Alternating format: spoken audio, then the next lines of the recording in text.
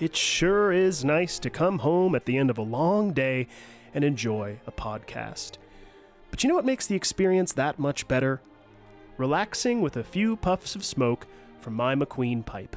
At McQueenPipes.com, I was able to find the perfect smoking pipe to suit my nerdy, yet dignified sensibilities. I especially love that each pipe is designed and handcrafted by a true artisan, and that all of their pipes are inspired by fantasy books and movies like The Lord of the Rings.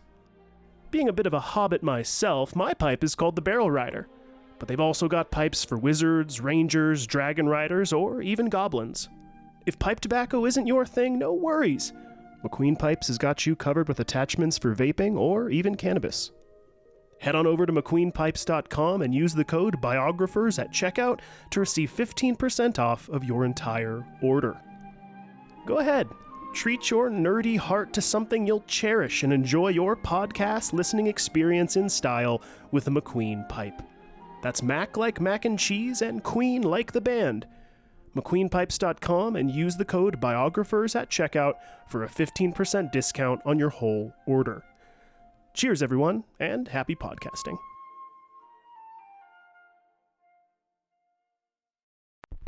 I do hope you can see me today from where you are. Ich bin ein Really. If I'm generally anything, I guess I'm generally miserable. This modern world of science and invention is of particular interest to women. The people, I would say, there is no patent. Would you patent the sun? I regard myself as a soldier, though a soldier of peace. Welcome to the Biographers. Like an all-black school, and people be like, "Oh, so who's your dad?" And she'll go, "Mr. T," and they're like, "Shut the fuck up. Who's your dad?" And then she was like, "Well, when I moved to like a very wealthy neighborhood, you were like, who's your dad?" "Mr. T," and they would immediately understand because they're like, "There's no reason that you'd be in this neighborhood if there wasn't Mr. T." She made this it was a great comedy skit. And she talked about how she never brings it up because her only memories of her dad being Mr. T was going to one of his shows, him getting his ribs broken, watching Hulk Hogan do a bunch of cocaine in the bathroom of their hotel and get into a fight. And she's like, "Yeah, so I never tell anybody that my dad is Mr. T." I'd imagine that when she would tell those kids, "Oh, my dad is Mr. T," and they wouldn't believe her, she probably pitied those fools. We can go on. We can. You know what? We've burnt enough audio for this, right? You're welcome. No.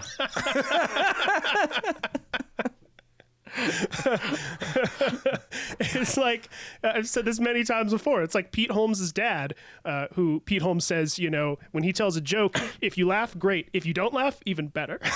Even better. Even I cringed at that joke, but I had to get it out. It was there. Yeah, it was low-hanging fruit. It was very low. Low-hanging fruit. Horrible low-hanging fruit. She was about to fall off. Well, hey, everybody. Welcome to The Biographers. I'm Daniel Newman, hanging out with Akiva Miola. What's up, y'all? And we're about to get going into our final episode. Can't even believe it. Of Mark Twain. This has been a long haul. This is one of the longest series we've done in, I think, literally years. This is the longest series I've participated in. Yes, for sure. I mean, when we first started, for long time listeners, you know that we just sort of said, screw it, we're going to go as long as we want to go. And sometimes that was good, sometimes that was bad. And we've learned to kind of really get to the core of stuff. But the more that I got into Mark Twain, the more that I was like, I'm sorry, the story just has to be told. I can't help myself. It's too much goodness that I want to share with everybody. And he is so worth talking about. So hopefully you guys have enjoyed the series. Based off of the numbers we've gotten back, it seems like people are sticking with it to the end and they're enjoying it. I think I told you this last week, or the last episode, I have a coworker who was like, dude, I binged through the entire series and I feel like I've been talking to you all week, which I thought was pretty funny. But anyhow, I'm pretty excited. This is going to be a good final episode. I kind of warned you about it though. It's not going to be beginning to end to bring out a box of tissues for the tears, but there's, to me, even in one of the editing processes, I've choked up quite a few times. So, hopefully you guys are looking for some sadness in the new year. Speaking of, Happy New Year, everybody. This is our first episode of 2026. We're excited to get going here. And just before we do, a couple agenda items to cover and talk about before I even say like Patreon and all that good stuff. We teased at it on the last episode, but the next episode after this conclusion series, we're actually going to be releasing our first interview episode, which we're very, very excited about. We have been in contact with a Mark Twain scholar, a professor from Stanford named Shelley Fisher-Fishkin, and she recently wrote a book called Jim, all about the character of Jim from Huckleberry Finn. And not only is it a fantastic book, but it is so riddled with amazingly great academia and nerdy perspectives in the academic sense, in ways that people like me and Akiva get very excited about because it's so well researched, it's so well written.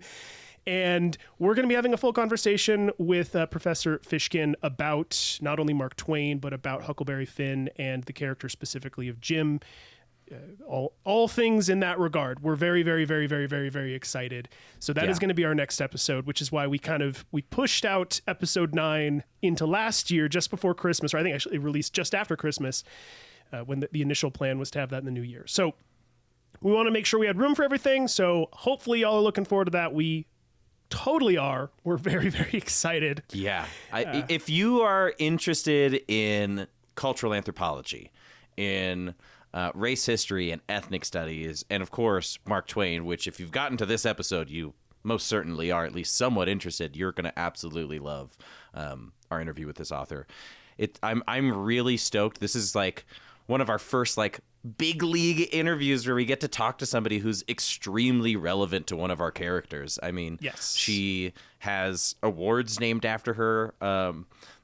She's part of what I understand is like a Mark Twain literature society there. Yeah. And without like, giving too much revealing away. too much. Daniel mentioned that she might have even participated in the discovery of some of Mark Twain's long lost literature. Not even participated in, straight up discovered herself and helped to publish. So without exaggeration, Professor Fishkin is one of the leading Mark Twain scholars in the world, which after me spending so much time reading about Mark Twain, I cannot tell you how stoked I am.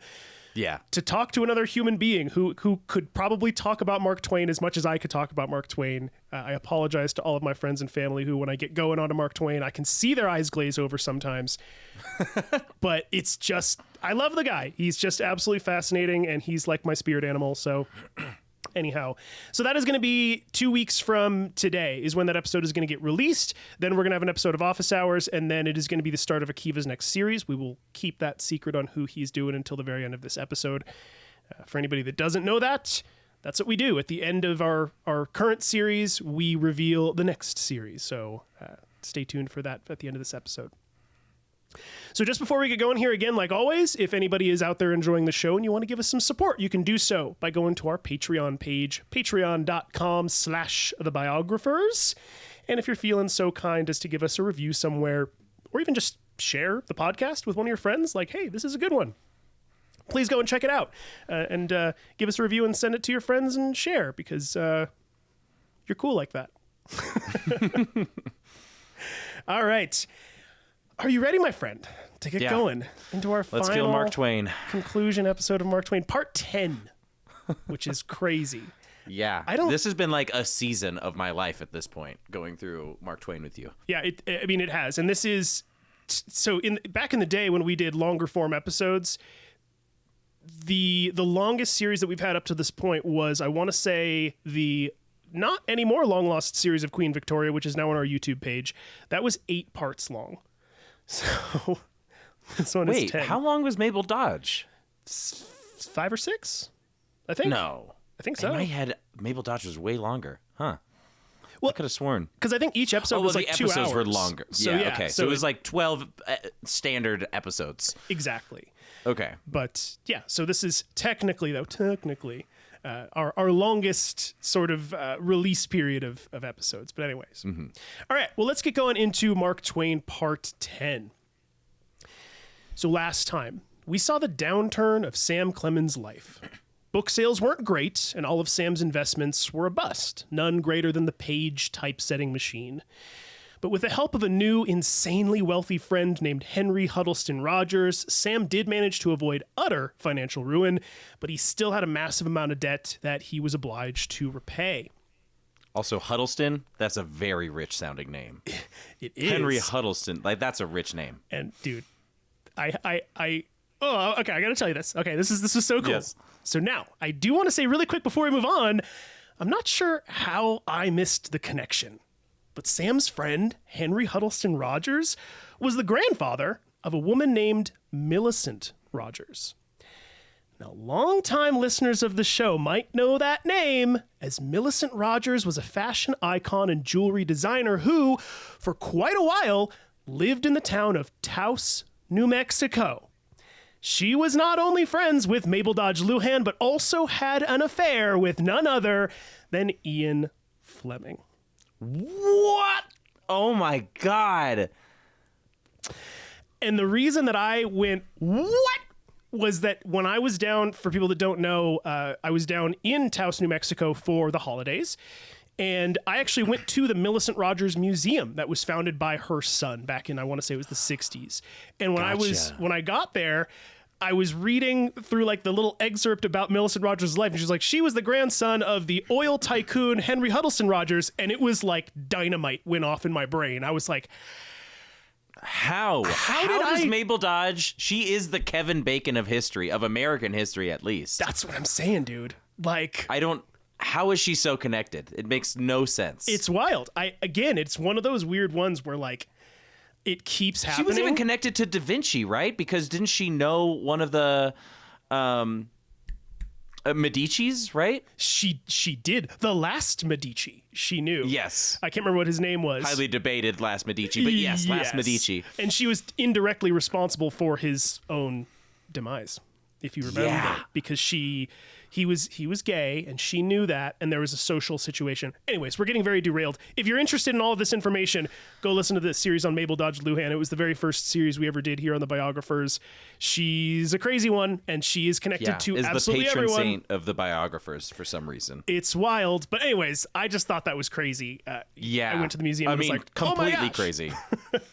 The guy who bailed out Mark Twain would eventually end up having a grandchild who ended up being part of Mabel Dodge's life. It's so weird. And Millicent Rogers is buried down in Taos as well, which is just wild. But anyways, back to Mark Twain. To stretch their remaining money, Sam had moved the family to Europe, and during this nearly 5-year period, Sam would write 3 books: Tom Sawyer Abroad, Pudd'nhead Wilson, and Personal Recollections of Joan of Arc. In order to pay off his debts, Sam decided to embark on a worldwide lecture tour, which would result in his last ever travel book. But where we left off last time, Sam, Livy, and Clara were in England, but after hearing that Susie Clemens had fallen ill back in New York, Livy and Clara hopped on a steamship and headed home. Sam stayed back in England, assuming Susie would be okay, but soon received a telegram saying that Susie had meningitis. Modern medicine can cure meningitis with simple antibiotics, but at the time, it was a fatal diagnosis. And just 3 days later, Susie Clemens would pass away. Everyone was heartbroken, but none more so than Sam. On the steamship headed home, Clara would learn of her sister's death first after reading a newspaper headline that read, quote, "Mark Twain's eldest daughter dies of spinal meningitis." That's how she found out about her own sister dying. That's insane. Clara would write, quote, "The world stood still. All sounds, all movements ceased. Susie was dead. How could I tell Mother? I went to her stateroom. Nothing was said. A deadly pallor spread over her face, and then came a bursting cry. 'I don't believe it,' she said. And we never did believe it." Sam was beyond distressed and wrote at the time, quote, "1 year, 1 month, and 1 week later, Livy and Clara had completed the circuit of the globe, arriving at Elmira at the same hour in the evening by the same train and in the same car, and Susie was there to meet them, lying white and fair in her coffin in the house she was born in. Will healing ever come or life have value again? It is one of the mysteries of our nature that a man, all unprepared, can receive a thunderstroke like this and live. Yeah. Sam couldn't get back home in time for the funeral because we talked about this in the last episode. To put it not so delicately, refrigeration just wasn't what it was. So Livy had to bury her daughter without him. And possibly caused by the traumatic passing of her sister, Jean was now having regular epileptic seizures.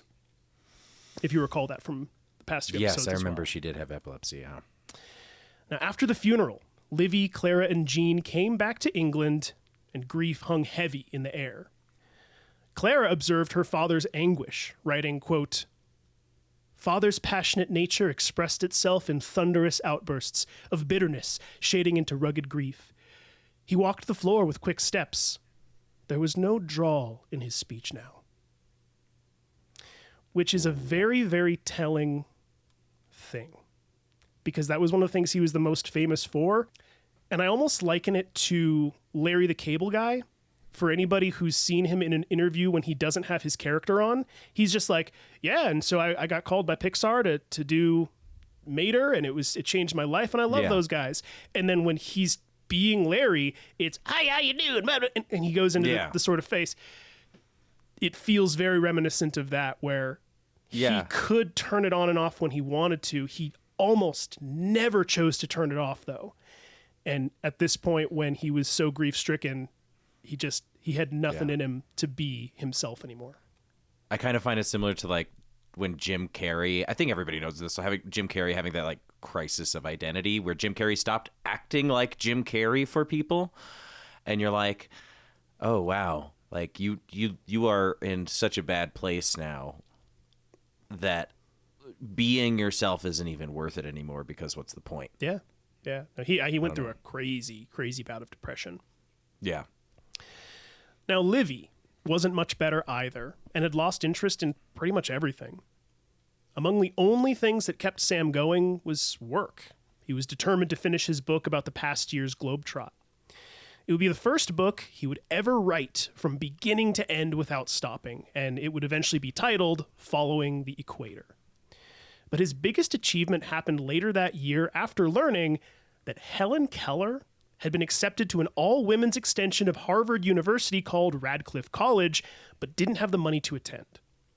When Sam heard this, he wrote to his friend Henry Rogers, insisting that Rogers and the Rockefellers pay for Helen Keller to go to school.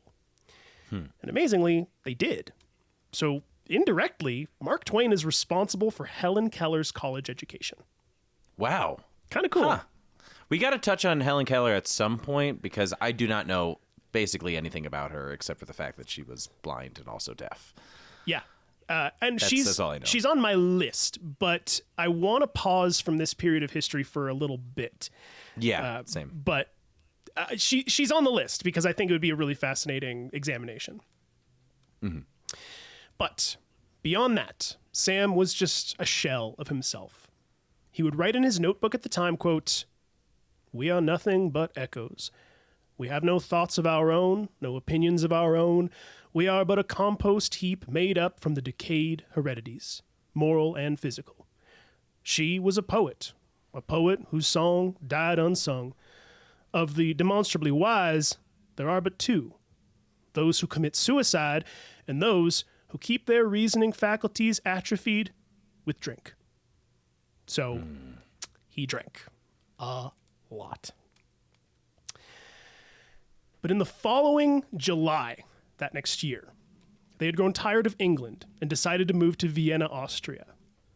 When August 18th rolled around, the anniversary of Susie's passing, Livy went off to be alone for a few days, and Sam sat under a tree for most of the day reflecting and writing poetry. And there is, for anybody that's curious, there is an entire poem that he wrote about Susie. I'll post it in the kind of resources and references section on our website, thebiographerspodcast.com. I had debated putting it in here, but it was just really long, and I was like, I don't think I can spend the 10 minutes reading it. But it is a very beautiful poem if you're ever curious. But recently, he had become increasingly interested in the biblical character of Satan. whom he was starting to see as something of an anti-hero, and began writing stories about him as a character. He would later say, quote, "I have no special regard for Satan, but I can at least see that I have no prejudice against him. We never hear his side." Kind of cool. And also sad. You know? Yeah. Now, his writings about Satan would eventually be compiled and published into a work called The Mysterious Stranger, a Romance. But the working title was originally The Chronicles of Young Satan. He also became enamored with the book Dr. Jekyll and Mr. Hyde by Robert Louis Stevenson, which he found profoundly personal, seeing himself, Sam Clemens, in Dr. Jekyll and his alter ego, Mark Twain, in Mr. Hyde, which is also very telling.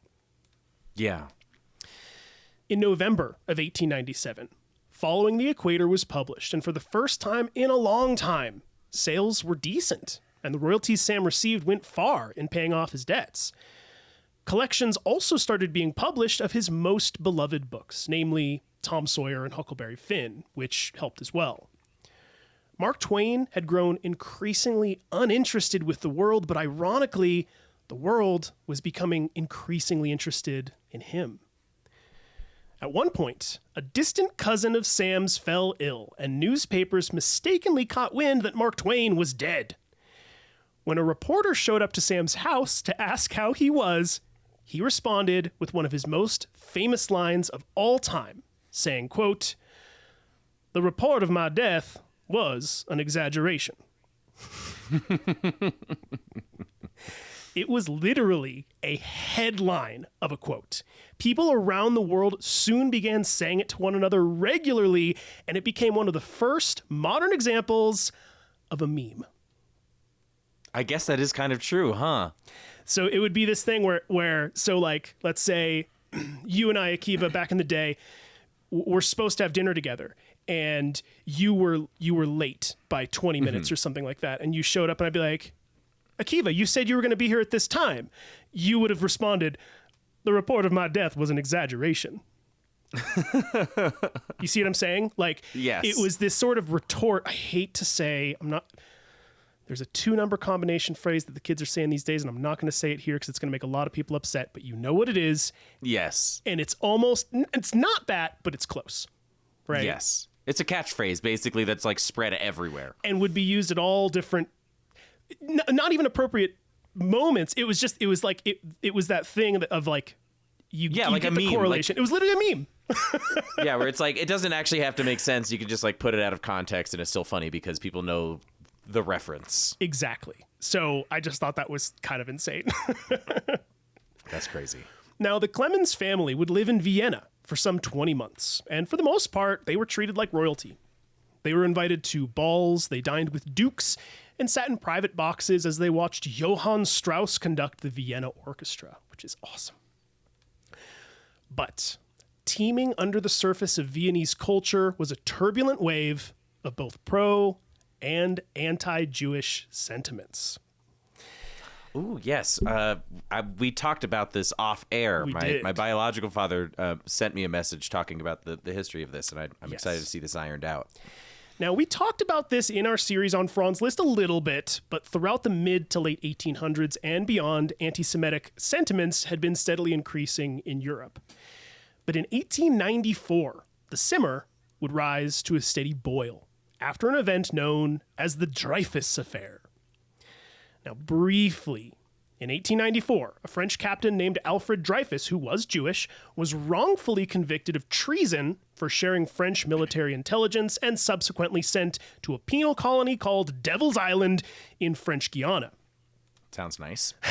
I know. I had to include the name because I was like, it's just a cool also name. Yeah, I'm that sure sounds it's like hell. in a pirate book. Yeah, but it's a Devil's cool name. Island. But despite evidence being clear that Captain Dreyfus was innocent, many saw his conviction as nothing more than an anti-Jewish chess move. And people throughout Europe soon began taking sides in what they soon started referring to as the quote-unquote Jewish question. Mm-hmm. Now, in 1897, Mark Twain got to witness firsthand the Parliament of Austria devolve into literal fist fighting after they debated about allowing ethnic minorities to speak their own languages. So he was literally in the parliament, kind of acting as not quite a journalist, but he was still writing articles for newspapers back in the U.S. Yeah. And the whole thing of the like ethnic minorities in Austria was like, people from the Czech Republic and stuff like that were coming in and speaking these other languages, but really at the core of it was them saying, should we allow them to continue being who they are? And really, it was a thin veil over, should we allow Jewish people to be here and continue to speak be Jewish? The language, right? Yeah, and Yes. be Jewish. So literally the debate got so insane in the Austrian parliament that they were tackling one another. I mean, beating the shit out of each other about That's this. crazy. Yeah. Now, of the event, Mark Twain would write an article for Harper's Magazine called Stirring Times in Austria, in which he defended the Jewish people, a sentiment not seen as positive by most of Austria. In the article, he would write, quote, "They are earnest, sincere, devoted men, and they hate the Jews. In some cases, the Germans were the rioters, in others the Czechs, and in all cases, the Jew had to roast, no matter which side he was on." Meaning he had to fight regardless. It's kind of the idea. Now, a few years from now, he would also publish an essay called Concerning the Jews, a well-meaning yet naive piece in which he mostly praised the Jewish people and defended their right to exist, though at one point he did try to say they had not helped fight in the Civil War, but was later provided evidence to the contrary, and as a result he did issue a formal written apology. Yeah. Something I continue to appreciate about Mark Twain, he is one of the people that says, if you provide me evidence to the contrary of what I know, I will fully accept it and apologize and admit that I did not know something, Yeah. Yeah. And like as like an aside of that topic, like a little known fact is a lot of Jewish people, just by the nature of sort of the cultural identity that we have as being ex-slaves, biblically speaking, are generally staunch abolitionists in all capacities, and not only in Europe but also in the U.S. Any like civil rights movement or abolitionist movement, a overwhelming majority of Jewish people tend to participate. Like I remember learning in ethnic studies class that something close to 60% of those early MLK marches, the white folks that were there tended to be Jewish. Nice. So. Yeah, and I can't remember what the exact figures were. I found it somewhere. I'll see if I can talk about it in office hours, if I can make a note about it. But he was resoundingly wrong about this, too. And in fact, in the Civil War, it was like there was a very large Jewish presence of people who fought. So anyway, I thought that was kind of cool, too. Yeah. But regardless, once again, in the face of adversity, Sam was at least trying to defend the minority, something he had always tried to do, at least in his adult life. Now, in December of that same year, Sam's older brother Orion died at the age of 72. Sam was sad, but he was still in mourning over Susie, so it almost felt like a blip on the radar. But there was at least some good news in January of 1898. With the masterful financial help of Henry Rogers, Sam's debts were completely paid off. And by the end of the year, their bank account would hold more than $100,000, which equates to about $4.1 million in today's currency. Wow. News of Mark Twain's triumphant fight to overcome bankruptcy was world news. The time was finally starting to feel right to return to America. So in May of 1899, the Clemens family began preparations to leave Europe. But before they left Vienna, Sam would have dinner with the Emperor of Austria, Franz Joseph, whose nephew, the Archduke Franz Ferdinand, would be assassinated in 15 years from this point and kickstart World War I. Crazy. I know. Now, they left continental Europe and ended up staying in London for a full year, as Jean, who remember had epilepsy, she had started treatment with a doctor and was actually seeing signs of improvement. So they kind of decided to hang out for about a year in England to help her with that. But finally, on October 6th of 1900, the entire Clemens crew boarded a ship called the Minnehaha and headed for New York. It's a giggle. And I had to put that in because about a year and a half ago, Kat and I went to a wedding of our friends in Minnesota. And there's a very famous waterfall there called Minnehaha Falls. And that was our exact joke too, is that we're like, oh, it's like a little small laugh.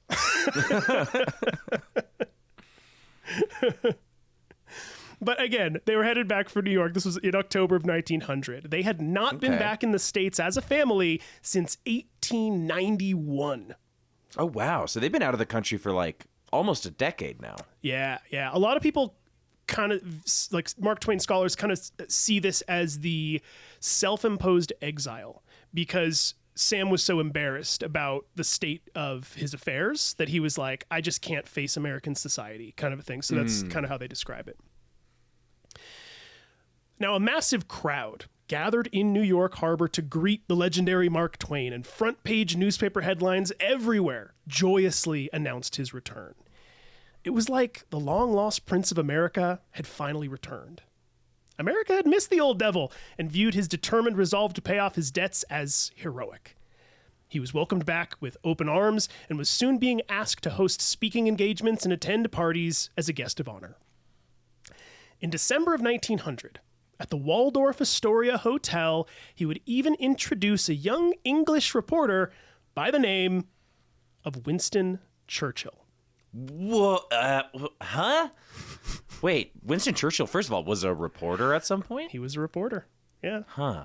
I know that the timeline makes sense, but it doesn't make sense. I mean, it does, though, because if you think he's probably about 20 years old at this point, and in about 40 years' time, he was the old man leading England in World War II.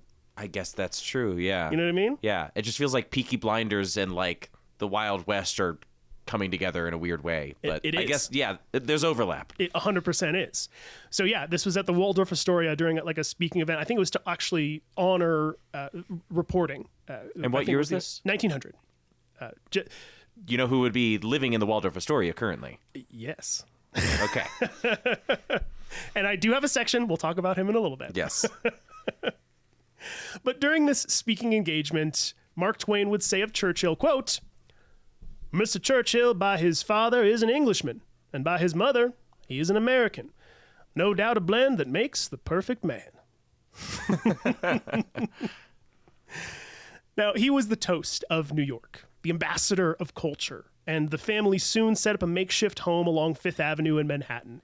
They simply couldn't bear to return to their home in Hartford. It reminded them too much of Susie. Livy's heartache was aging her far beyond her years by this point, and those who met her for the first time thought she was closer to 70. She was only 55. Oof. Clara began pursuing concert singing and even made her debut at a concert in Washington. And Jean, who was always a tender-hearted gal, took up the cause of animal rights. But now that Mark Twain was back in America, he was seen almost like America's sage grandpa, and everyone wanted to know his opinions on everything. The American military had recently begun a spree of imperialistic endeavors, most recently with their conquest of the Philippines, and anyone who dared say that this was a bad thing was characterized and labeled as a quote-unquote damned anti-imperialist. That's really funny. No. But when Mark Twain was asked what he thought about all of it, he said, quote, I am an anti-imperialist. I am opposed to having the eagle put its talons on any other lands. We were to relieve the Filipinos from Spanish tyranny to enable them to set up a government of their own, and we were to stand by and see that it got a fair trial. It was not to be a government according to our ideas, but a government that represented the feeling of the majority of Filipinos, a government according to Filipino ideas. But now, why, we have got into a mess. A quagmire from which each fresh step renders the difficulty of extrication immensely greater. I wish I could see what we were getting out of it, and all it means to us as a nation. I'm so glad that this is a thing that happened in the past and it is not even relevant to anything that happened in the news this week. I can't think of any modern comparisons. Can you, Akiva? No. Obviously South America not. is fine, guys. I don't know why I said that. What are you talking about? I have no idea what you're talking about. But he continued to be the voice of political counterculture, condemning the recent actions of Russian aggression during the Boxer Rebellion in China, and courageously declared, quote, I am a boxer, in a speech. JFK, anyone? Cool. If you remember, ich bin ein Berliner. Oh, true. Basically, he stole that from Mark Twain.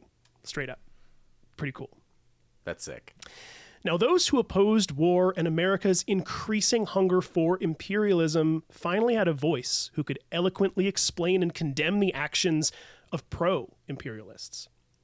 Those who disagreed with him, like the Minneapolis Journal, would say things like, quote, Mr. Twain's stance is a very excellent specimen of flippancy, as well as utter disregard for truth or fact.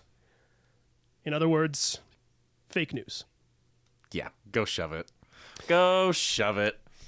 He was essentially paving the concrete foundations of comical, political criticism that would one day become the metaphorical house on which the likes of George Carlin, Stephen Colbert, and Jon Stewart would build. I was just about to mention Jon Stewart. Yeah. You know who I also find to be a pretty good comparison, at least these days, is Nick Offerman. Nick Offerman did read one of his books on Audible, and now I cannot help but notice a couple of similarities between the two of them, where they are like a man's man, but they're also highly critical of what other perhaps men's men might not criticize. I can totally see that. Yeah, I like it. I can totally see that. But either way, I mean, this is just one of those other examples of like, no shit, you also did that? Yeah. Yeah. Like, I keep finding these examples and I love it. Now, I didn't mention it earlier because I only have so much time, but about 10 years ago, Sam had become friends with a gentleman by the name of Nikola Tesla. There we go. Now, again, for the sake of time, I'm not going to get into a whole lot, but suffice it to say that the two men were truly pals, and when Sam came back to New York, they were able to spend more and more time together. Tesla was actually an avid fan of Mark Twain's writing.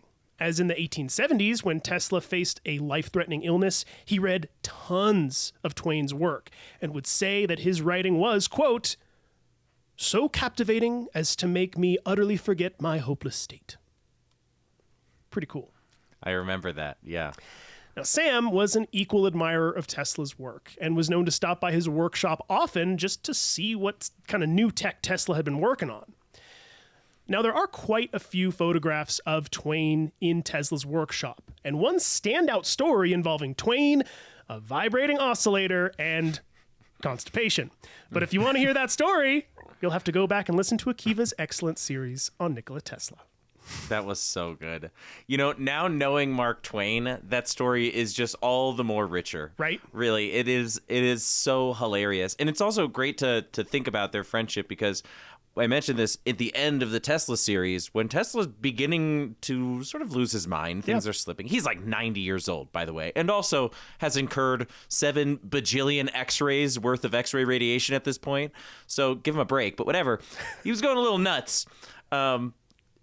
You were just talking about Mark Twain paying off his debts. When he was losing his mind, he would call newspaper boys and say, hey, I need you to give this check. Here's the address for Mark Twain's house because Mark Twain's in trouble and he needs money. Here, take this money and give it to him. First of all, Tesla had no money because you'll understand that if you listen to the Tesla series. Yep. And second of all, this is already several years after Twain has paid off his debts. Yes. But it shows you how good of friends they are that even in this altered state, Tesla would have been like, oh, I guess Mark Twain needs some money. I'll write him a check. Yeah. Yeah. You know? And I will say, like, I tried to look into a little bit more. I couldn't find a whole lot of very specific, funny stories about them as them being pals kind of a thing. But really what I got from all the things that I read is that they really truly were just good friends at the end of the day. Yeah. They ate together a lot because they went to the same restaurants. Yeah. He would, like you said, show up at the lab on occasion and look at all of his newfangled inventions because you mentioned this earlier with the typesetting machine. Mark Twain did have a soft spot for technology at the time. He did. And he really he would get enraptured by a new gadget or gizmo, and Tesla had nothing but those. Exactly. And the way that I would kind of describe it is both men were extreme to the left brain or the right brain. Yes. Which I think made them automatic friends because it was sort of like two pieces of a puzzle fitting together that was like, oh my gosh, you're this sort of like comical sense that I don't have, and the other was like, you're this unbelievably brainy sense that I don't have, and we're both eccentric to the extreme in those directions.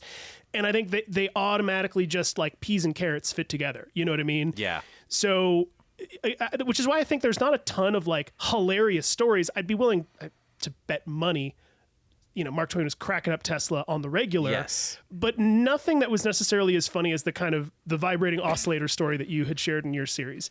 But they really were pals, and I'm going to mention him one or two more times in the rest of this series, just as some kind of cool examples to illustrate really how close they were as friends. So just another cool little thing here of connections. Another connection. Right, which I think we've hit almost all of the connections at this point, right? Not all of them, but like he's connected to Mabel Dodge Luhan, he's connected to Ian Fleming, he's connected to Alexander Dumas, he's connected to Franz Liszt, he's connected to Nikola Tesla. Like, it's wild. Yeah, and he even saw he saw The Last Supper when he was in Florence. Right. Yeah. After it's Da got Vinci. its eyes scratched out. Yeah. Exactly. So anyway, it's crazy how many connections he has. But anyhow, So cool. Moving on. Now, when October of 1901 was coming to an end, Sam found himself at Yale University sitting next to the President of the United States, Teddy Roosevelt, who had been sworn in only 5 weeks earlier after the assassination of President William McKinley. Yale had decided that it was a crime that someone as respected as Mark Twain did not possess a degree, so they awarded him an honorary doctorate of literature. Wow. Now, apparently, word had reached the notoriously pro-imperialistic Teddy Roosevelt that Mark Twain was quite the opposite. So as they sat together on the stage, Roosevelt quietly leaned over and whispered, quote, "I'd like to see the likes of you skinned alive." Yeah, dude. Whoa. Which, by the way, in my head, I've read a couple of biographies about Teddy Roosevelt just casually because he's one of my favorite U.S. presidents. It totally baffles me that these two are on opposite sides of a political spectrum because they are so much more alike than they are different. But I could totally now when I think about it, when you say imperialist, Teddy Roosevelt was 100% imperialist. Was he an abolitionist? For the most part, yes. Was he a good old Western boy? Definitely. But imperialist he was. Now, Akiva, I'm going to read you a quote here. And I will say personally, if you didn't know who this quote was from, if you didn't know when this quote was from, let's just say I think there might be some modern comparisons we could draw. Okay? Okay. Of Roosevelt, Mark Twain would later say, quote, and I'm not going to read it in an accent because I want all of you to hear this. He would say, quote, "We have never had a president before who is destitute of self-respect and of respect for his high office. We have had no president before who is not a gentleman. We have had no president before who is intended for a butcher, a dive keeper, or a bully and missed his mission. A president who is naively indifferent to the restraints of duty and even unaware of them, ready to kick the Constitution into the backyard whenever it gets in the way. And whenever he smells a vote, not only is he willing, but eager to buy it, give extravagant rates for it, and pay the bill not out of his own pocket or the party's, but out of the nation's by cold pillage. He is far and away the worst president we have ever had." Interesting. I understand what you're trying to say here, but I find it fascinating, and maybe we'll have to do a full. But he is on my list 100%. Teddy Roosevelt's on my list, always has been. But he was a trust buster. Like he like broke up big monopolies. He broke up large companies, like things that I would have assumed that Mark Twain would have agreed with. But I guess in the point of international affairs, Teddy Roosevelt was all for taking anybody's oil or minerals, Panama Canal. If you know anything about that, you know that Teddy Roosevelt was all for it. And I'm not so I guess that makes sense. And I'm not even necessarily trying to be like, look, let's just flat out and say it. I'm not trying to sit here and be like, see, we could say this about Trump. Really, my main point is when we read quotes like this, even like Akiva, you and most people, I think, look back at somebody like Teddy Roosevelt and they go, he was awesome. He's a badass. He's a rough rider, horseback dude, just like came and got shit done, bro. Like awesome guy. Love this guy. And then people who were labeled as damned anti-imperialists, sort of the scourge people, right? Like Mark Twain, who were I would say, more enlightened people, literally was sitting here saying he is far and away the worst president we've ever had, which honestly gave me a weird sense of hope, right? And then I was sitting there reading this and going like, there really is nothing new. We want to think that we're in unprecedented times where we can't even believe what our political leaders are doing. And this is just absolutely insane. And how dare we, blah, blah, blah, blah, blah, blah, blah. And then 120 years later, we're sitting here going like, wasn't it romantic? It was one of the best presidents we ever had. It's just an interesting thought. That's all I'm trying to say. It is interesting. Yeah. And to be fair, the last time I read a biography on Teddy Roosevelt had to have been high school, right? So perhaps I'm missing some of the P's and Q's of his reign as president. Because if Mark Twain thinks that Teddy Roosevelt isn't a good president, he's probably right. Just knowing Mark Twain's general opinion on things at the time, that's so fascinating. I guess, when you put it out there, it totally makes sense that these two wouldn't get along, that these two wouldn't agree with one another. But in my head, I was like, both of them are cool Western guys, right? But just like I literally just said this with Nick Offerman, where it's like Mark Twain was a man's man, and he was like a Southern boy, but he was entirely in culture and not necessarily in like ethical opinions and moral compass, where he was like, like I'm from the South, the Mississippi River is my home, but also like this is some bullshit. And I guess when you think about the legacy of somebody like Teddy Roosevelt, he very much played on the Rough Riders, the branding of being the American man, right? And I would even say, you speaking of Nick Offerman, it reminds me of one of my favorite quotes from him. And I could be getting the labels of careers wrong here in a second. But he said something to the effect of, for anybody that looks at me and sees pure masculinity, remember, my sister is in the military and my other sister is a physicist. And I went to theater camp. Yeah. Which I think says it all, and I almost see Mark Twain that exact same way, right? Which is like, you might see him as this certain thing, but it's like, he didn't, but he went to theater camp. I write cowboy books. I'm not a cowboy. Exactly, right? Like, I pretend to be these things, I am not these things. Yes, like I know of them, but that's a different thing than being them. Exactly. Yeah. That's interesting. Oh, man. It makes me want to do a Teddy Roosevelt series so bad. I wish I could change my announcement now because I'm so fascinated. But you're too deep. Next one. Do your next. Maybe your next one can be next Teddy. One. Anyhow, by the end of the year, Sam and Livy settled into a house north of Manhattan and finally, with heavy hearts, put their house in Hartford up for sale.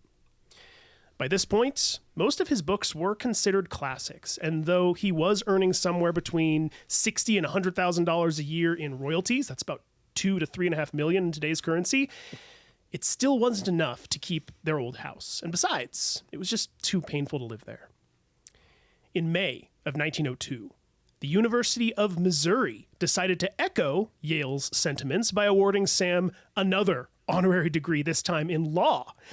And on the way there, Sam decided to make an unexpected stop in his old hometown of Hannibal, Missouri.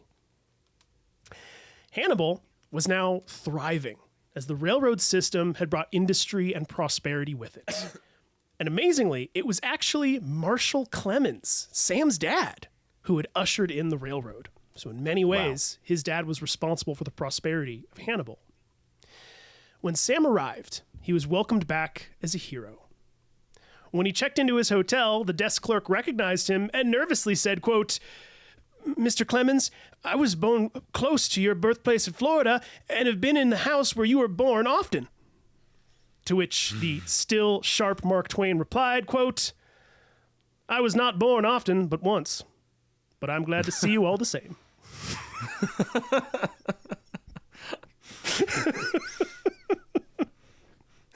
I love this guy. Yeah, could you also... I also would venture to take a guess that he is the father of American dad humor as well. I mean, yeah. Yeah. Working hard or hardly working. That's a Mark Twainism. It really is, right? dude. Like, that's very fair. Now, for 4 days, crowds followed him around town. Boys dressed up like Tom Sawyer and Huck Finn, and Sam took pictures in front of his old boyhood home, 206 Hill Street, the one with the whitewashed fence. It felt like just yesterday that Sam was climbing out of his bedroom window to run amok with his gang of pals at twilight. He visited the cemetery where his father, mother, and 2 brothers were now buried.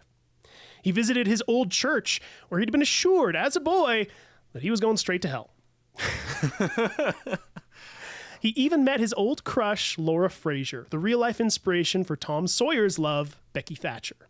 On his last night, the town held a big party, and Sam was asked to speak. He was hilarious, as usual, and everyone was cracking up, but then, out of nowhere, he went quiet. His head dropped, and he mumbled to himself before lifting his eyes and looking across the crowd. His eyes were filled with tears. He paused before saying, quote, "I realize that this must be my last visit to Hannibal, and in bidding you hail, I also bid you farewell." Wow. The next morning, he boarded a train and left, waving goodbye to the inspirational source of most of his famous writings and all his boyhood nostalgia for the last time. He would never see Hannibal again. That's incredible. Crazy. Could you imagine being in that crowd? We've talked about this so many times of like, if we could go back in history and be at certain events, that's absolutely one of them, man. Like, Yeah. But in August of 1902, while on vacation in Maine, Livy's heart started beating faster than normal, and she was finding it difficult to breathe. No. Both she and Sam thought she might be dying. Doctors would give her the diagnosis of heart disease, and upon receiving the news, Clara came to act as her personal nurse. Livy was virtually bedridden, and doctors insisted that Sam's personality was simply too intense for her health, so he was ordered to keep his distance, which is so stupid, but whatever. That's so stupid. Both Sam and Livy were heartbroken to be kept apart, and all Sam could do was write love letters that he would slip under her door, always signing them with the letter Y. Youth. Ugh, which is so heartbreaking. It was the only way they could stay connected. The notes would be beautiful, poetic, and somber, saying things like, quote, "Livy dear, the sea has come ashore. Water, blown by the wind in crinkling curves and long lines, is frozen white, and a stretch of it up the slope of the grassy hill gives the aspect of a section of green sea with wimpling whitecaps chasing each other over it." Livy would reply in turn, saying things like, quote, "Good morning, dear heart, and thank you for your dear greeting. I think of you all the time." It went on like this for almost a year. But in July, doctors allowed her and Sam to visit Quarry Farm, where they sat for hours on the front porch, side by side. But Livy decided that if she was not long for this world, she wanted to be in her favorite place in the whole wide world, Florence, Italy. So on October 24th, 1903, Sam and Livy, along with their 2 daughters, left New York, once again bound for Europe. Their rented home in Florence wasn't great, unfortunately, as the landlady was apparently just a total dickhead and couldn't care less about Livy's illness and did things like shut off the water in the building for no reason and lock the front gates, which made it especially difficult for Livy's doctors to come and see her. By February of 1904, Livy was more or less completely bedridden, and doctors restricted Sam's visitation time with her to just 2 minutes a day. What? This was borderline torture for both of them, and Sam was known to break the rules, sneaking into her bedroom just to sit with her and hold her hand. When Sam did this, Livy's caretaker would later say, quote, "She'd put her arms around his neck first thing, and he'd hold her soft and give her one of them tender kisses. It was a love that was more than earthly love. It was heavenly. You're going to make me cry, bro. I'm telling you, dude, I had to read this to Kat. I was like holding back tears when I was reading it. I literally to her. thought about Shalana right as you said that. Oh, man. Yeah. I was thinking about us being sick this last weekend, which is like such a microcosm of what's happening to them, but still. On Sunday, June 5th, 1904, Livy was sitting up in her bed talking to her caretaker when her head dipped down and she was gone. The greatest love of Sam's life, Olivia Langdon Clemens, passed away at the age of 58. Of her passing, Sam would say, quote, "I am tired and I am old, and I wish I were with Livy." Why did she go first? I'm telling you, dude. Because it's just not. Livy was a strong person who I feel like could have. Obviously, everybody would be devastated, but it just seems like the world went wrong there. But if you remember from the very beginning when he met her, she was always sickly. Always prone to sickness and, had fevers a bunch of times. All of her labors, except for one, were extremely difficult for her, and it took her months and months and months to recover. Like, I think she was one of those sort of classic examples of, like, about as strong of a human as you could be with a body that said, fuck you. Just doesn't listen to you. You know what I mean? Heartbreaking, And again, she was only 58 years old. Super sad. Man, that is so young. It really is. Now, Livy was taken back to Elmira in upstate New York and buried in her family plot next to Susie. Back in New York, Sam's mourning would continue. Clara was so distraught by her mother's passing that she checked herself into a sanitarium for a time. Jean suffered a fairly massive seizure after Livy passed and was weak, but recovering. A few months later, in August, Sam's sister, Pamelia, would pass away just a week shy of turning 77. Clara was overwhelmed by it all, and for the next year moved herself between several more sanitariums, rarely speaking with her father. Sam was becoming desperately lonely. He missed having a family and missed the joyous company of kids. So in early 1906, he started up a little club of sorts that he called the Angelfish. The club consisted of young girls ranging from 10 years old to 14 or 15, and before you get any ideas, no! Nothing about this was sexual in nature. He was just a lonely old man who had raised 3 daughters of his own, one of whom had died, and his own wife had just died. He missed the old days when his own daughters were kids, and he just wanted to be around that energy again. I personally have a bone to pick with people that automatically jump to pedophilia when a man expresses any fondness for children. I personally believe it's why most men, myself included, want nothing to do with children. We're afraid of getting funny looks for even talking to a kid. I get it, pedophiles exist, but goddamn, for the vast majority of men, this is not the case. So be cool, everybody. You can't tell I'm for you, my man. very upset about this because it's true. Okay, but to be fair, in the current climate, when you hear of any celebrity having a kids reading group at their house, it does make you, huh? And that's my point. Mark Twain, you absolutely understand because with the situation with not only Clara but with his eldest daughter passing away and then now poor Livy. I mean, he lived a life where he was surrounded by incredible women, and he probably wanted to foster that for a new generation. So, like, what would they do at this? What was it called again? Angelfish. Angelfish. What was the goal or objective for that? There was no goal or objective. It was just this totally little innocent thing. It was really just an excuse for the kids to come and visit him and have a chat or write him letters. And they even had like a little list of wholesome rules. I couldn't find the list, but from what I understand, it was like, be polite, say please and thank you, stuff like that. And if it's any consolation, everybody, he would always invite the mothers of the children along too. So it wasn't just like, send your daughters over. It was like, hey, mom and child, come on over and hang out. We'll have a chat. Yeah. And most of the time he was like, at this point, kind of like laying in bed 50% of the time. Imagining a bit of an old Santa Claus at this point. He just was. like, yeah.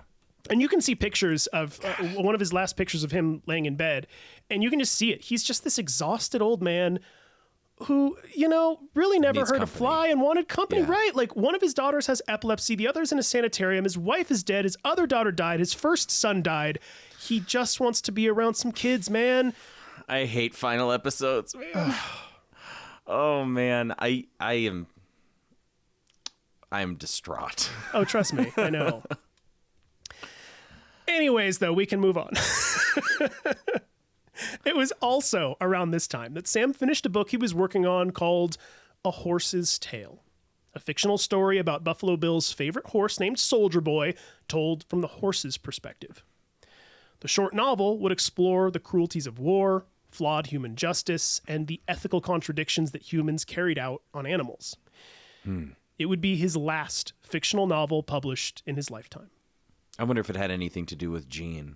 Like, because wasn't Gene an animal rights activist? 50-50. So 50% had to do with Gene, and then there was also Buffalo Bill's daughter. I can't remember what her character's name is in the book. Was very, very much based on Susie. Gotcha. So yeah, it was very much from this point of love and sort of tribute to his daughters. Two of those daughters, anyways. But ever since Livy had passed, Sam had begun to spiral into relative darkness. He was becoming increasingly interested in atheism, or at least as close as you could get to atheism in those days. He wrote short stories and essays that explored his thoughts on God's indifference towards humans. He wrote pieces like A Humane Word from Satan, an account from Satan's standpoint of how humans, along with God, are really to blame for all of their problems, along with things like Eve's Diary, which is an account of Genesis from Eve's perspective. He would aptly sum up his state of mind by saying, quote, "The secret source of humor itself is not joy but sorrow. There is no humor in heaven." Which also logically does actually make a lot of sense. If heaven is all joy, there's probably not much laughter there because most of the stuff that we laugh at comes from weird sources of pain, Yeah. So, yeah, just an interesting thought exercise. Gosh. He's such an incredible mind. He had he really is like the Da Vinci of American literature. He had this incredible perception skill. He noticed everything that everybody else was noticing, but was able to say it in just the right way to, I don't know, pull something out of you. I have a quote I'm going to read you in just a minute here, but it's one that when I read it, I was like, my boy. Now, a little later in 1906, Sam was approached to dictate an autobiography. And though he agreed, the results could hardly be called an autobiography, but rather a scatterbrained stream of consciousness style mashup of thoughts that drifted between fact and fiction. As Sam himself would say, quote, "What is biography? Unadorned romance. What is romance? Unadorned biography." My boy. Dude. That's so cool. Now, by the end of the year, Sam purchased a new piece of land in Reading, Connecticut, on which he had built a 2-story Italian-style house that he called Stormfield.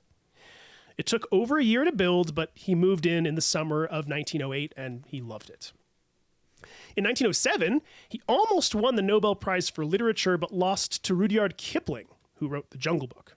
That's a fair one to lose against. I get it. It is and it isn't. If you look into Rudyard Kipling, he was a bit of a racist. Not even a bit. Really? He was a racist. Huh. Yeah. I didn't know that. Yeah.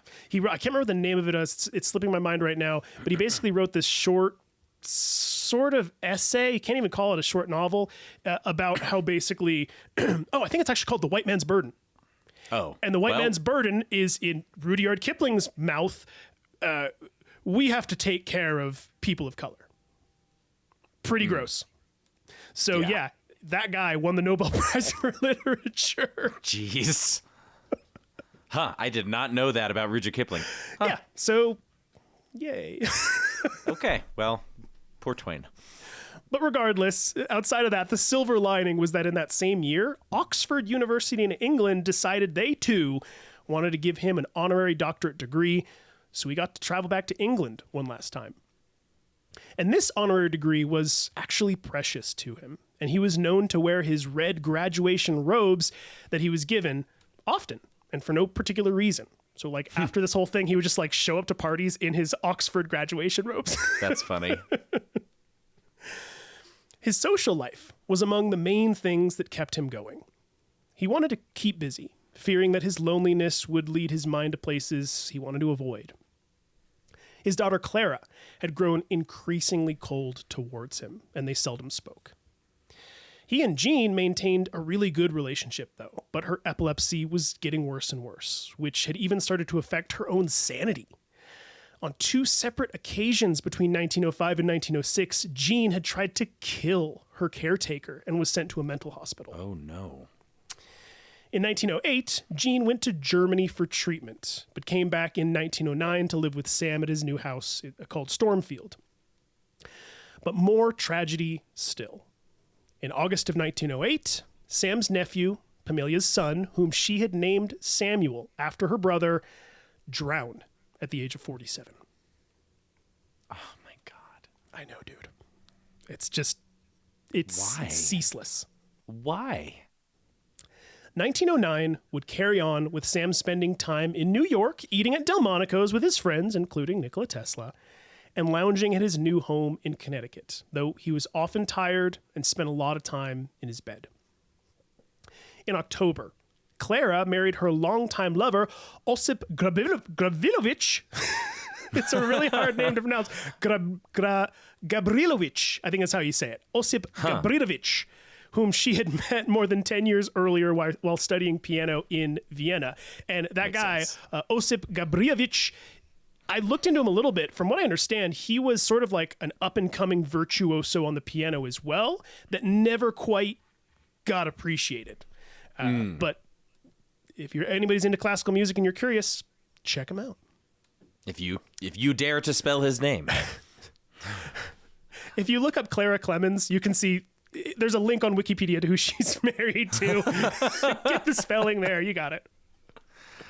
Now, the two were married at Sam's Stormfield house in Connecticut. And though it was a small ceremony, Sam did invite just a few close friends, including his now good buddy, Nikola Tesla. So Tesla was with Mark Twain at the only wedding of any child that Mark Twain got to attend. That's kind of incredible. Kind of incredible, right? Like, that's how good of friends they were. So, wow. Yeah. That's so awesome. I wish there was some more stuff about their hijinks together just for our sake. Yeah. But it is cool to see that they were really good buds. From what I understand, if you are curious, Akiva, I can try to find the link, but in the 2000s, there was a comic book series that came out, and it had something to do with Nikola Tesla. It's like fictionalized, but it's like Tesla has to defeat Edison, and he teams up with Mark Twain to take him down. I love that. That's awesome. It's like a comic series, apparently. But I'll see if I can find the name. But probably in an attempt at humor, this again during the wedding, rather than wearing his now iconic all-white linen suit, what you always think of Mark Twain wearing, he wore his red Oxford graduation robes and cap. And if you're curious, there is pictures online. You can see it's like him, his daughter, the Reverend Joseph Twitchell, who he was friends with for a really long time, and then Mark Twain over there in graduation robes. That's so funny. It's actually genuinely really funny. Okay, where were we now? And actually, before we move on from that, he wore his graduation robes. If it's any consolation, he did have his white suit underneath it, so he could like take it off, kind of. There thing. we go. But okay, still very funny. That is super funny to show up to your daughter's wedding in graduation robes. Yes. Now, he gave his last public speech later that year and compiled a collection of essays called Letters from Earth, which satirically picked apart the Bible and the Ten Commandments. At the heart of Letters from Earth, Mark Twain would express his real issues with the contradictory nature of the Christian religion and would say, quote, "Now here is a curious thing. It is believed by everyone that while God was in heaven, he was stern, hard, resentful, jealous, and cruel, but that when he came down to earth and assumed the name of Jesus Christ, he became the opposite of what he was before. That is to say, he became sweet and gentle, merciful, forgiving, and all harshness disappeared from his nature, and a deep yearning love for his poor human children took its place. Whereas it was as Jesus Christ that he devised hell and proclaimed it, which is to say that as the meek and gentle Savior, he he was 1,000 billion times crueler than ever he was in the Old Testament. Interesting. I don't want any letters, anybody. This is his words, not mine. But around the summer of 1909, he had started having chest pains that didn't seem to be going away. As a bit of a last hurrah, in November of 1909, Sam went to Bermuda, and it was here he would celebrate his 74th birthday, his last birthday. But he made it back home to Stormfield by Christmas as a surprise to his daughter Jean, who loved Christmas. It was her favorite holiday. He and Jean enjoyed Christmas Eve together and stayed up talking till about 9 p.m. The next morning, Sam awoke with a jolt. His longtime housekeeper, Katie Leary, had burst into his room and shouted, "Miss Jean is dead." Come on. Jean had gotten up early to take a bath and had a seizure, causing her to slip under the water and drown. No. She was just 29 years old. Sam would write, quote, "Would I bring her back to life if I could do it? I would not. In her loss, I am almost bankrupt, and my life is a bitterness, but I am content, for she has been enriched with the most precious of all gifts, death." Whew. Man. He is in the darkest of dark places. And just to recap, everybody, he's 74 years old. He's watched his firstborn infant son die. He watched his daughter die of spinal meningitis. He watched his wife die of heart disease. And then he now just watched his youngest daughter die as a result of an epileptic seizure. Not to mention his early childhood where his brother died in a steamboat explosion. That too. Yeah. And then another one of his brothers died when he was young as well. And his sister died when he was young as well. I mean, he has been riddled Getting old is not for the with faint of heart, family man. death throughout his entire life, man. Yeah. Now, as for Jean, he did not attend her funeral. As he said, he had already buried his wife and oldest daughter and just had no ability left in him to bury another. I think pretty understandably. Yeah. To cope with his ever-constant grief, he returned to Bermuda a week later. He stayed for a few months, and while there, word had been spreading for some time that his health was failing, and people from all over the world started sending him various health tonics. He responded to, surprisingly, nearly everyone who sent him something. And in one instance, he wrote back to somebody saying, quote, "Dear sir or madam, I try every remedy sent to me. I am now on number 87. Yours is 2,653. I am looking forward to its beneficial results." That's very funny. Still got it. He's just got like vials of cocaine and morphine and heroin and whatever the hell they're giving them. And he's just like, well, I guess I'll have to take all of them. Yep. Try every single one. If they work, they work. Great. I don't care. By April, he sensed the end was near. So he started to make his way back home, saying to a friend that he didn't want to die in Bermuda. As his expiration approached, he would write some advice for those preparing to enter heaven, writing, quote, "Upon arrival, do not speak to St. Peter until spoken to. It is not your place to begin. When applying for a ticket, avoid trying to make conversation. If you must talk, let the weather alone. St. Peter cares not a damn for the weather. And don't ask him for what time the 4:30 train goes. There aren't any trains except through trains, and the less information you get about them, the better for you.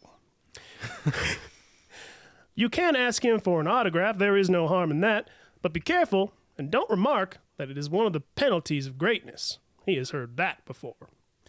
Don't try to Kodak him. Hell is full of people who have made that mistake. Leave your dog outside. Heaven goes by favor. If it went by merit, you would stay out and your dog would go in." No truer words have been uttered in human history.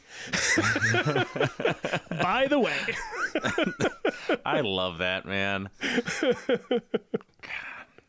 Leave your dog outside. Heaven goes by favor. If it went by merit, you would stay out and your dog would go in. God damn, that might be one of my favorite things ever written. That is so funny. Now, within a few days of arriving back at Stormfield, his chest pains grew more severe and his breathing began to shake. He was given morphine to help him relax and ease the pain. And he would ask for his last remaining daughter, Clara, to come and sing for him, which she did. On April 21st, 1910, after days of fading more and more, he took Clara's hand, faintly saying, quote, "Goodbye, dear. If we meet," and dozed off. Clara would describe the final hours best when she wrote, quote, "While the sun dimmed, the great soul of Mark Twain melted into that speechless state of majesty and calm he had so fervently yearned for. His face was illuminated with smiling peace." The Titan, the old devil, the godfather of American humor, Samuel Langhorne Clemens, passed away at 6:22 in the evening on April 21st, 1910, at the age of 74. His funeral would be held at the Brick Presbyterian Church in New York a few days later, and more than 3,000 people mourned in and around the building. The service was conducted by his old friend, Reverend Joseph Twitchell, who had married Sam and Livy, and conducted the funeral services for his son Langdon, his daughters Jean and Susie, and his wife Livy. Wow. Sam's longtime friend, trusted advisor, and editor for most of his books, William Dean Howells, would be among the mourners who would pass by Sam's open casket and would later write, quote, "I looked a moment at the face I knew so well, and it was patient, with the patience I had so often seen in it. Something of a puzzle, a great silent dignity, an asset to what must be from the depths of a nature whose tragical seriousness broke in laughter, which the unwise took for the whole of him. Emerson, Longfellow, Lowell, Holmes, I knew them all, and all the rest of our sages, poets, seers, critics, humorists, they were like one another and like other literary men. But Clemens was soul, incomparable, the Lincoln of our literature."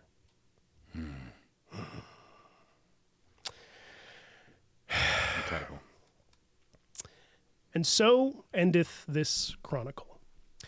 I'll be the first to admit that when I finished my reading, I walked out of my office after being tucked away for hours, and I hugged my wife. She asked me how I was doing, and all I could get out was, "He's dead." I went downstairs, and for a good 2 minutes, I had myself a nice little cry. And not just because I'm going to miss my new pal, Sam Clemens, but because his life awakened in me, more so than anyone else I have ever covered, a profound appreciation for the people I love, the experiences I have had with them, and the fleeting nature of everything. If you were looking for a perfect hero in Mark Twain, there is none to be found, but rather a person whose insatiably curious and incredulous nature elevated him to a status achieved by very few humans in history. He lived his life as the wind blew, following wherever logic or passion might take him. His is the story of relentless perseverance and the unfailing will to try again and then try again after that last time had failed. The sickly, mischievous son of a slave-owning family, a typesetter's apprentice, a traveler, a steamboat pilot, a westbound war dodger, a failed entrepreneur, a reporter, a depression-addled drunk, a short story author who changed American writing, an orator, a best-selling travel writer, a humorist, a husband, a father, a novelist, the highest-paid writer in America, a vandal, a failed investor, a pauper, an outcast, an overcomer, a widower, a sage, a legend. This was how Mark Twain lived his life. He didn't always get it right, but he tried. He tried to be the voice of reason and progress and change, allowing himself to have his mind changed when he gained new perspective and when new information came to light, writing in a way not meant to preach, but to force the reader to think for themselves and draw their own conclusions. He was an enigma. As if he knew we would be talking about him 115 years after his death, he wrote during his life, quote, "I think we are never really and genuinely our entire honest selves until we are dead. And not then until we have been dead years and years. People ought to start dead, and then they would be honest so much earlier." His books were revolutionary, exploring new ideas, genres, and characters never seen before, and they continue to endure, often being used, at least in the US, as mandatory reading for many kids going through middle and high school. And if you wonder why, he himself even said, quote, "My books are water. Those of the great geniuses is wine. Everybody drinks water." But above all else, Mark Twain has given us laughter, and laughter that transcends time, nationality, and ethnicity. His influence and contributions to literature and comedy are almost beyond belief. To him, we can attribute full or at least partial credit for stand-up comedy, political satire, the comedic novel, news satire, celebrity roasts, observational humor, complaining humor, deadpan comedy, surreal comedy, and the entire genre of black comedy, just to name a few. Laughter was the true gift that Sam Clemens left to the world. And so, I will end this series with one final quote that I think embodies the essence of what Mark Twain was trying to tell all of us throughout his life. An idea that continues to be relevant to this day and somehow feels even more important now than ever before. So let us all remember, in Mark Twain's own words, our race, in its poverty, has unquestionably one really effective weapon: laughter. Power, money, persuasion, supplication, persecution, these can lift at a colossal humbug, push it a little, weaken it a little century by century, but only laughter can blow it to rags and atoms at a blast. Against the assault of laughter, nothing can stand. That was absolutely fantastic, Daniel. I don't even know what to say. One of my favorite things about this series has been watching the impact that Mark Twain has had on you. I feel that he's been a personal inspiration for you specifically, and very much like a good pen inspires you to write well, Mark Twain has inspired you to see things in a different light. Yeah. I can really see, this happens with every biography, right? I still remember when I looked at the electric world we lived around after Tesla and realized how important that was. I feel that an even bigger impact has happened with you and Mark Twain, where you have a bigger understanding of not only the world around you, but yourself through him. Because at least from what I understand, you, I don't know, I feel like I can see some Mark Twain in you. And I think that this has really pulled it out. So, I mean, if that is the case, that you can see Mark Twain in me, there's no bigger compliment you can pay. I think you're absolutely right. I've never, I have some favorites that I've covered, and I think every time that we cover somebody, this is my favorite series so far, which is fair because we spend a lot of time with these people. But I don't think, I would even say people like, I finished Fran's list and I was like, he was like my favorite series. And then I got over it. Yes. Yeah. I don't think I'm going to get over Mark Twain. He's just one of those people that outside of his, got me all choked up. Outside of his incredible brain and writing and sensibility, and outside of even his, you can feel how he worked through his own prejudices, right, through his writing, and it's continued to be debated to this day and all this kind of stuff. But I think more than anything else, watching the trajectory of his life, I've said this to, like, even Kat before in the past. Yeah. She knew from the point that she was like 13 years old, she wanted to be a teacher. That was her calling. She went to college to become a teacher. She got her master's degree and then became a teacher. She's been a teacher for 16 years now.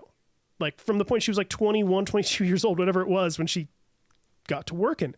My father-in-law kind of knew the same thing. He wanted to be a scientist. He's been a scientist literally his entire life. And then there's the rest of us. Yeah. Who kind of go, I don't know, man. Like, I don't think I'm stupid, but I don't know what I'm going to do necessarily. And I guess I'm going to try to figure it out. Well, this sounds like a good idea, so I'll try to do that. And then that takes you to this other place, and it takes you to this other place. And sometimes it never works out for a lot of these folks, right? And then sometimes you get Mark Twain. Yeah. And I think that's the thing that I love so much about his story, is that it was like, I think most people that knew him for the first 30 years of his life, if you had said, do you think this guy is going to one day become one of the most famous humans of all time? Easily top 2 or 3 most famous writers in at least American history, at least top 5 in world history, and change the way that we laugh at things. People would have gone, what? No, he's a goofy weirdo. Yeah.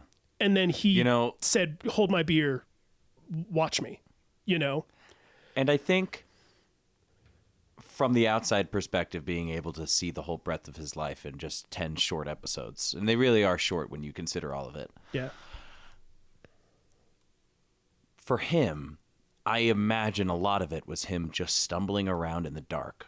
But from looking at it from a bird's eye view, you see the way that he was raised. You see the influences on his life, growing up in the rural South, and his father or his family just so happens to operate a newspaper company and operate a printing press printing press. I was going to say typesetting machine, but that is not a thing. You sit there and you see him stumbling through the dark, but from that perspective, you're like, how could this not make Mark Twain? How could this not make Mark Twain? And I think that's what's so beautiful about life. I think if you can romanticize your own life from the perspective of a historian kindly looking down on you as you make your decisions through life, right, it makes that stumbling in the dark a little bit more palatable. Yeah. Because as long as you're being genuine to yourself, how could you not become you? How could you not become Mark Twain? Yeah. Right? And I think, Mark Twain is an excellent example of that, where it's, for him, perhaps his driving force was unseen. He couldn't quite tell what motivated him to do the things that he did. But from an outside perspective, it just seemed like destiny. Yeah. And I think a lot of us who feel that we're kind of drifting left and right at opportunities that flash before us, or maybe opportunities that don't flash before us at all, feeling like you're kind of going down the same lane of your life the whole time. Having that perspective of, if I am genuine to myself, I will eventually arrive. I think that's a useful skill for everybody. And I think one that I imagine has rubbed off on you just from doing the research. So, yeah. And it's, first of all, perfectly put. Thank you. And I think you're also totally right in that, he's rubbed off on me and also just been one of those, little pieces of inspiration to just say, keep going, just keep going, follow the thing that you think is good and that in your heart to be true and good. And, not to get all preachy and corny to all of our listeners, but that is how I have felt about doing this show from day one, of just being like, even if it doesn't get to be massive, I almost don't care, because I just love it. And I personally think it's important. So even if I can reach a handful of folks to say, see that this is important too. Yeah. And maybe this can also change the way you see history, how you see historical figures, how you see your own life. It feels like it's worthwhile. And Mark Twain to me was the perfect representation of that, where I think even he went through most of his life going, at least up until his early to mid 30s, right? Going, I don't know. This seems like a good idea. As a boy, I always wanted to be a steamboat pilot. Let's give that a try. And but now I'm fucked because I can't go in the Mississippi anymore because the Civil War broke out and I'm not a fighter. I got to go. I guess I'm going west. And it was all this just sort of like tripping through life, basically. And then it led him to this place that I hope a lot of people can relate to as well, where you can kind of look back and go like, you had to go through these things to get where you were meant to be, Yeah. You may be in the middle of something going, what is the point of this? And then years later, you might go, I'm so glad I went through that thing, because now I know how to do this thing. I even think about that with my own experience, right? For the most part, If you looked at the Akiva character sheet, you'd see that a lot of my time was spent building, making things, getting into knife making. But I did have years where I was studying anthropology, ethnic studies, history. It's been a passive passion of mine that hasn't really yielded any results until all of a sudden I had a student named Daniel who was running a history podcast, and I just so happened to have the skills to write about that, and I was passionate about that, right? Exactly. That time at college where I might not have even finished my bachelor's degree seemed irrelevant for so long until the right thing comes in front of me. And I think just the lesson you can learn from Mark Twain is like, constantly be genuine to yourself. You don't know who yourself is. Yourself is who you are right now. Be genuine to who you are right now, because you're never going to figure out who is me, right? And then constantly correct yourself, right? Life is about constantly being proven brutally wrong about your understanding of the world. And if you are able to, in some way, humbly understand that and step down from a soapbox on occasion, you are going to find yourself in such an enriched world around you, right? That's, yeah. And I mean, what is a better example than Mark Twain growing up in the deeply Protestant and heavily racist American South at the time, right? He would not have become this genuine, rich version of himself if he wasn't able to kind of call his past self a bit of an idiot, right? Yeah. And that, I think, is a huge part of life too. So, and we're going to be, just to tee up for our next episode too, we're going to be exploring a lot of these ideas with Professor Fishkin from Stanford as well. Yes.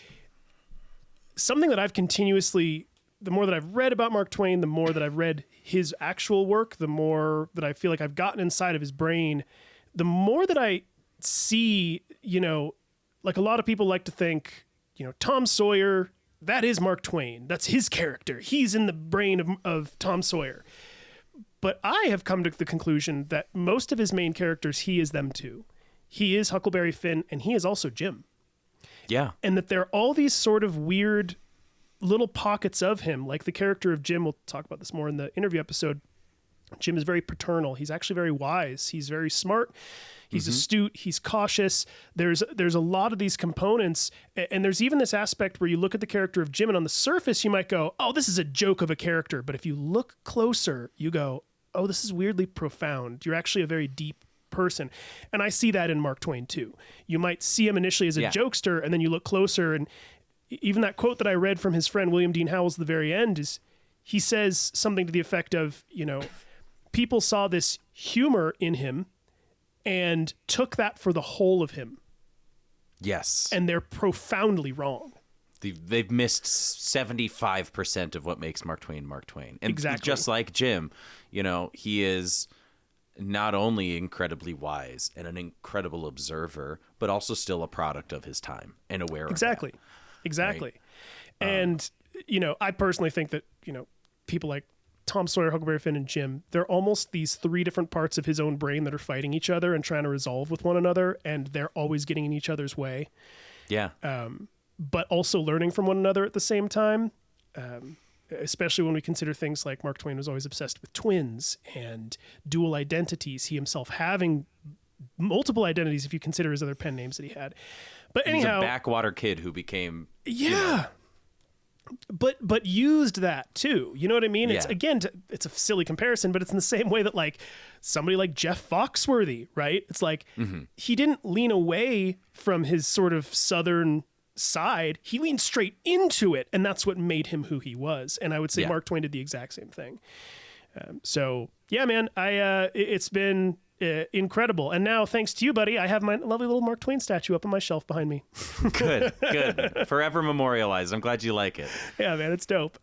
All right, so there we go, everybody. There's Mark Twain. And I know this is going to sound crazy because we spent so much time here, but man, oh man, if you are interested, there is so much stuff that I still left out. And there's a lot more stuff that you can read if you're curious. So, man, if you have become a Mark Twain fan out of this, good news, you have years ahead of you. Yeah, you could become a professor at Stanford. You literally could. Our guest coming up in 2 weeks. Yeah, so again, we'll just say that again next week. We're going to have that interview. We're very excited about that. Check it out. I think you'll all really enjoy it. But since we're at the very end of our series, Akiva, let's talk about who you are covering next, my friend. All right. So this one is particularly unique in the sense that it is not somebody, and with full transparency, is not somebody that I was naturally drawn to. This was a request by my sister. If for longtime listeners of the show, and my sister is pretty open with this, my sister Gabriella, she has struggled with chronic illness and on occasion finds herself having to use a wheelchair for mobility assistance. And also, since we were kids, has been an incredible artist. She went to a performing arts school with me when we were in high school. She is fantastic with watercolors and is a very inspired person. The type of person that when you go on a walk with, she stops at every single flower and appreciates how it looks, and you just wish you could do that too. Right? That's the type of person that Gabi is. And she asked me to do this character. And when I went into my initial research for her, I was not impressed. I found the body of her work to be crude, somewhat vulgar, maybe even a little grotesque. I found her personality to be abrasive and her life to be rather dramatic. And before I decided that I was going to lock in this character, before I decided that I was going to write all the episodes that I have so far, I talked with my sister about this. I said, hey, I'm not really sure if I want to do this character because of X and Y reason. And Gavi was like, but that is what makes her so fantastic, is that she is entirely feral. And without putting too much onto it, the next character in our series comes from Mexico, and we are going to be doing none other than the painter Frida Kahlo. It is going to be a shorter series. We're probably looking at about 5 episodes, and it is going to be a firecracker, right? Cool. Frida is born right at the heels of the revolution with Pancho Villa and Emiliano Zapata. If you've listened to the Pancho Villa series, you'll know all about that. In a place of complete political turmoil, and despite incredible difficulties with not only disabilities that she accrues over time and almost collects them, but also identity issues where she is 100% not fitting into the conservative Christian heterosexual world of Mexico at the time. She manages to make her life deeply intriguing, dramatic, exciting, funny. And also, we'll learn a little bit about, in the same way that we learned about the sort of birth of European democracy in General Dumas, we'll talk about the very positive and naive sort of early conception of communism as it grew in South America and across the world, because this is taking place in the 1920s. And spoiler alert, Frida Kahlo spends some time with the very leaders of the communist movement in Russia, and even has them as house guests at La Casa Azul, which you can still visit in Mexico today. Cool. So it's going to be fantastic. Without further ado, Frida Kahlo is going to be our next biography. I'm excited, man. One, because you know this. I know, dude, nothing about Frida. I know Unibrow. I know that one awesome little scene in Coco where she's describing her art and she goes, for this project, it will be an avocado and it'll be filled with me. And then right next to it will be a cactus, which is also me. Which you mentioned this when I first started doing the research, and that could not be more true about Frida Kahlo. When you look at her paintings, you're like, man, what is she trying to just only paint herself? Yes. The answer is yes. She was not expecting anybody to see this shit. She happened to be married to the most famous painter in Mexico at the time. Wow, okay, I didn't know that. And she was not expecting anybody to be looking at her work. It was entirely self-satisfying, and it was entirely selfish for the most part, and entirely over-the-top, dramatic, and personal, which is what made it so appealing to collectors later. But of course, at the time, this was all just stuff that she was working on in her free time and was not expecting. She didn't really want to make anybody like happy or feel some sort of sense of pride with her work. It was, like I said, kind of her exploring herself, kind of in a Van Gogh sort of way, where like Van Gogh's paintings are all basically selfish in the sense that it is from his perspective and only his perspective. Sure. Frida Kahlo is very much the same way, which is, like I said, why I remember buying Hayden Herrera's book and flipping through all of the paintings and being like, what is this? And it wasn't until I had that discussion with Gavi where she was like, and we'll talk about it more in the series as we get into it. She is so incredibly unique that she has made she's like the pioneer of the generic stereotype of the feminist artist, tortured artist. Yes, the feminist portrait artist, right? This tortured thing that is we what I see. said. Oh, torture. Yes, the tortured feminist disabled artist, right? That preconception that we have here nowadays was pioneered by her, not because of any message that she was trying to convey, but merely just because that's what she was. Sure. Right. And I think it's going to be really interesting. I'm also really excited to talk about like the political scene there, because shit gets weird after the Spanish Revolution, and she plays a big part in it. So cool. It's going to be fascinating. Spanish or Mexican Revolution? Mexican Revolution. Okay. Did I say Spanish? Yeah. Oh, Mexican Revolution. I was like, wait, what? No. I thought she was Mexican. Yeah. No, in the Mexican Revolution, at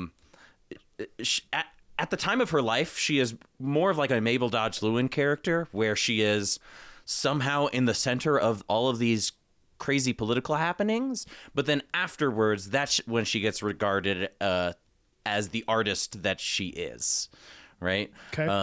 So it'll be kind of intriguing. It won't be like Da Vinci, where there are sort of like timelines where we point out a specific painting that seems like a milestone in her life, because the rate in which she painted was about 700 times bigger than Da Vinci. If you remember, Da Vinci never finished anything. Yep. Frida is painting constantly. We'll probably be talking about how her art develops and changes as we move on, but it's not going to be like an analysis the way that we did with Da Vinci, because at the time that she was alive, it was more about her being, I don't want to say a celebrity, but kind of a celebrity in Mexico. So cool. It'd be cool. I'm going to tell you right now that if you want me to do visual companions again, you're updating the website, not me. Deal.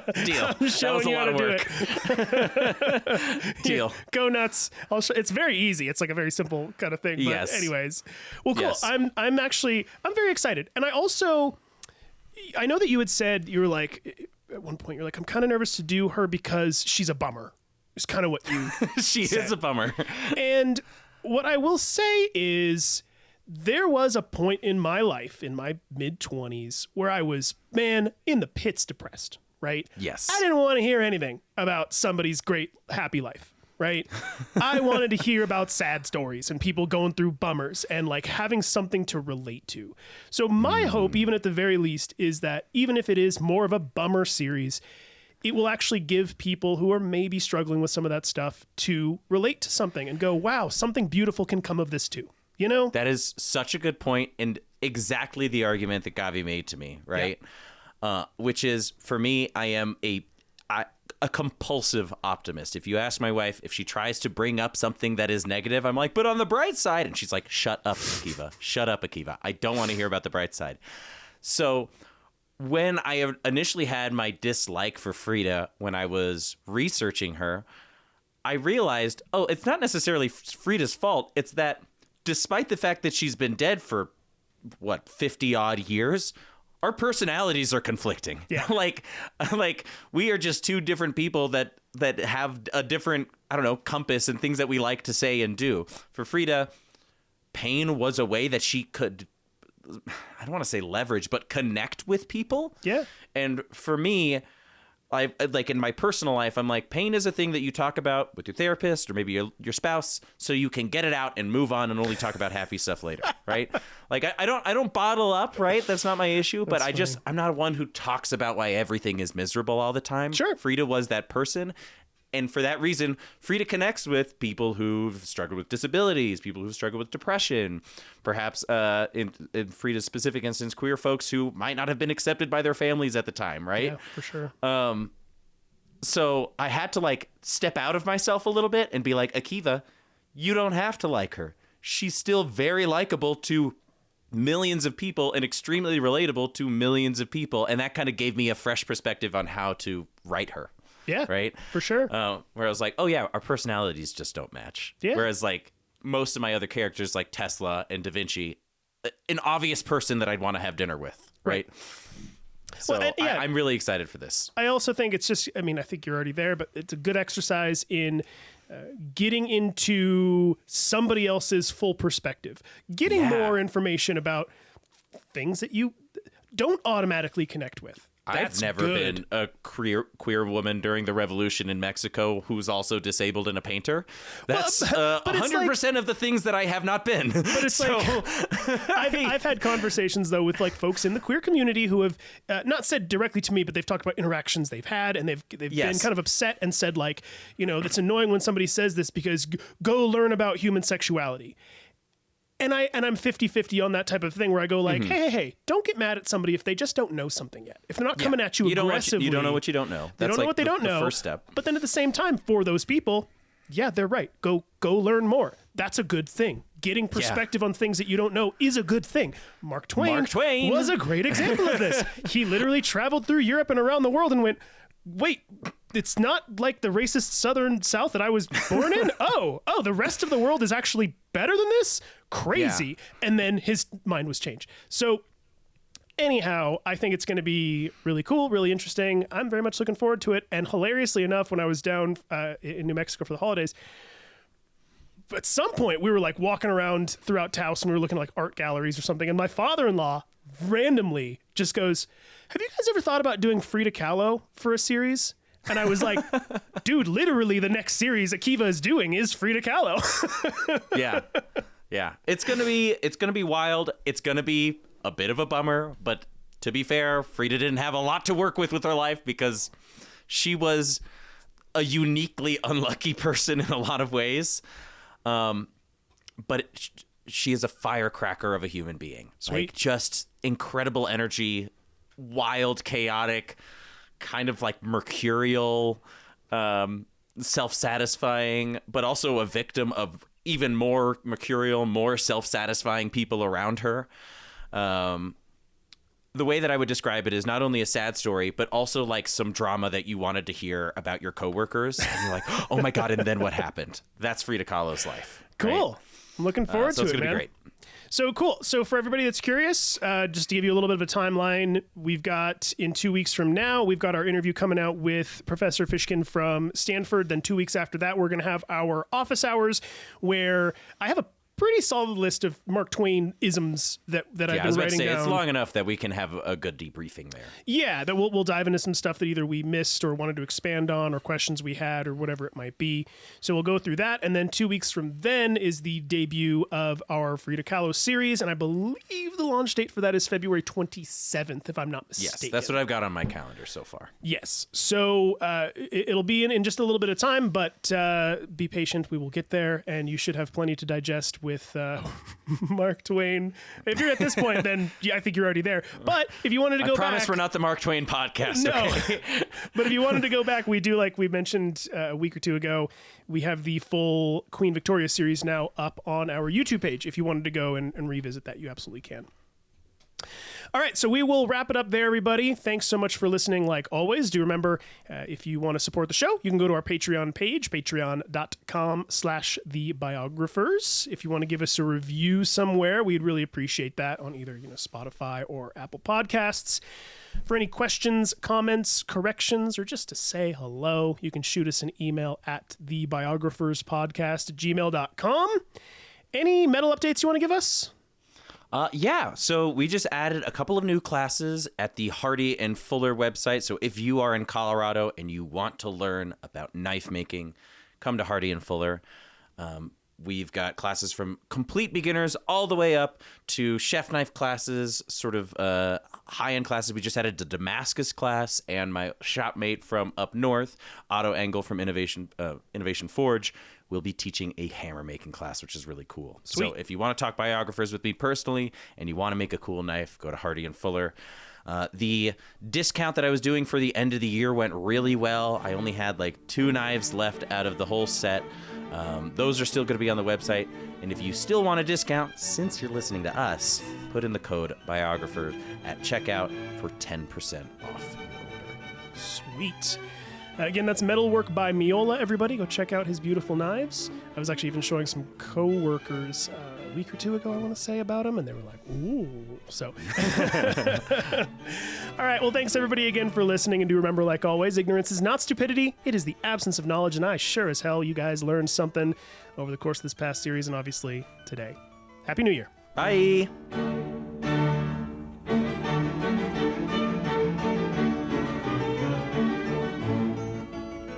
You've been listening to The Biographers. For more information, please visit thebiographerspodcast.com.